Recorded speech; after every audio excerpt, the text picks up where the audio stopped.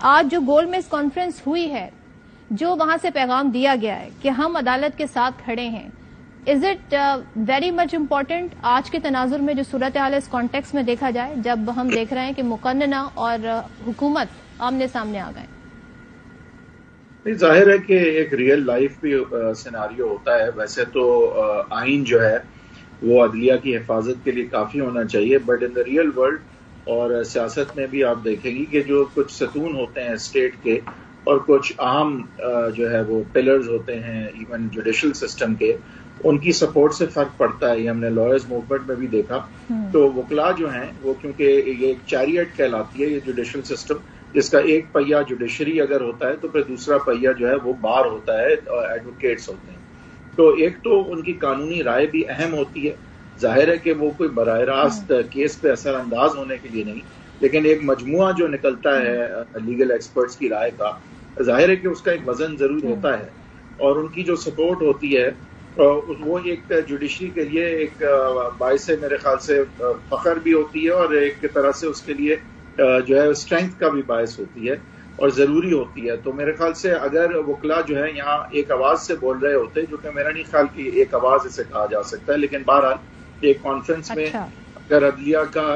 کے ساتھ دینے کے حوالے سے بات ہوئی ہے تو یہ حوصلہ افزا بات ہے عدلیہ کے لیے، اس میں تو کوئی شک نہیں. اور اعتزاز احسن اور لطیف کوسا اور سلمان اکرم راجہ صاحب تو مجھے وہاں نظر بھی آئے تھے. تو اور بھی ظاہر پرومیننٹ لائر ہوں گے، آئی تھنک انور منصور بھی تھے.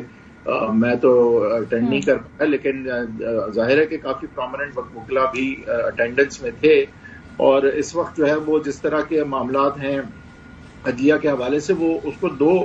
طریقوں سے دیکھنا چاہیے جو کہ امپورٹنٹ ہے صدف. ایک تو یہ کہ لیگل جو سٹانس جوڈیشری نے لیا ہے، جو ان کے فیصلے ہیں اور ان کو وہ امپلیمنٹ کروانے کے حوالے سے جو جا رہے ہیں، اور دوسرا سیاسی پس منظر بھی ہے، کیونکہ بہت ساری باتیں ایسی ہو رہی ہیں جس کا آئین سے تو تعلق نہیں ہے لیکن سیاست کے ساتھ براہ راست یا بالواسطہ تعلق ہے. اب یہ ریزولوشنز پاس ہو جاتی ہیں، جیسے کہ جوڈیشل پروناؤنسمنٹ کی اپیل میں کوئی پارلیمان بیٹھ سکتی ہے. ظاہر ایسا نہیں ہے، لیکن یہ ضرور ہے کہ قانون سازی یا ریزولوشنز ہوں، جب عدلیہ کو اس کی نفی کرنے میں ایکٹ کرنا پڑتا ہے تو ایک اپنا کولیٹرل جو ہے وہ جو ہے ملک کے سامنے ضرور استعمال ہوتا ہے اس طرح سے. اور یہ وہی کولیٹرل ہے عدلیہ کا، جس کو وکلا اگر ساتھ ہو جائیں عدلیہ کے تو وہ کولیٹرل جو ہے وہ بڑھ جاتا ہے عدلیہ کا. تو اس لحاظ سے میں سمجھتا ہوں کہ ظاہر ہے وکلا کی رائے قانونی طور پہ بھی امپورٹنٹ ہوتی ہے اور ان کی سپورٹ ایون سیاسی طور پہ امپورٹنٹ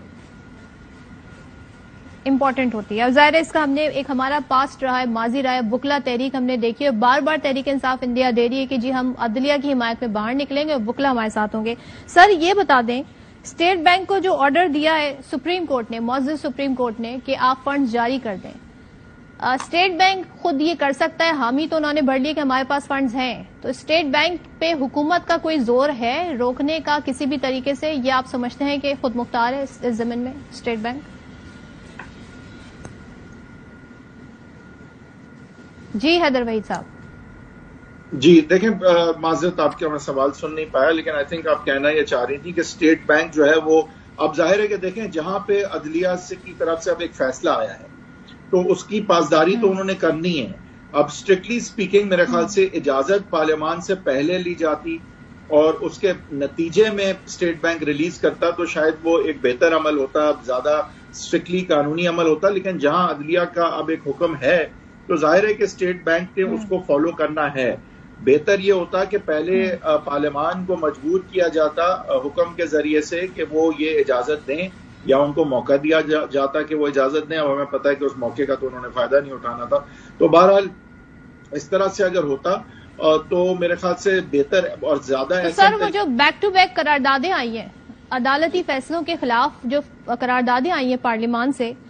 وہی ہوتا سلسلہ، اس لیے سپریم کورٹ نے پھر یہی سوچا کہ اب ڈائریکٹ ہی کہہ دیا جائے جہاں سے فنڈ. میرا یہی خیال ہے، کیونکہ دیکھیں عدلیہ کو کے لیے بس پرابلم یہ ہے میرے خیال سے کہ اندرونی جو اختلافات ہیں وہ ایک تاثر دے رہے ہیں کہ جیسے کہ ہم آہنگی نہیں ہے اور عدلیہ کی ساکھ کو افیکٹ کر رہے ہیں. اور اس وقت لائرز میں بھی اس طرح ہم آہنگی نہیں ہے جس طرح پچھلی لائرز موومنٹ میں تھی، اور عدلیہ میں وہ ہم آہنگی نہیں ہے جو پچھلی لائرز موومنٹ میں تھی. اور آئی تھنک یہی ایک کمزوری ہے عدلیہ میں اور ہمارے جوڈیشل سسٹم میں اس وقت کہ we are also a house divided. تو ہمیں پہلے جو ہے اس کو ضرور درست کرنا چاہیے کہ ہم اختلاف رکھیں، ضرور رکھیں، اور اختلاف کا اظہار جو ہے وہ ججمنٹس کے تھرو ہو، تقاریر کے تھرو ہو وکلا کی حد تک، اور اختلاف کا بھرپور اظہار کیا جائے بے شک، اور آئین اور قانون کے نقطوں پہ اگر تشریح میں بھی اوپینینز میں فرق ہے تو اس کا بھی بالکل اظہار کیا جائے،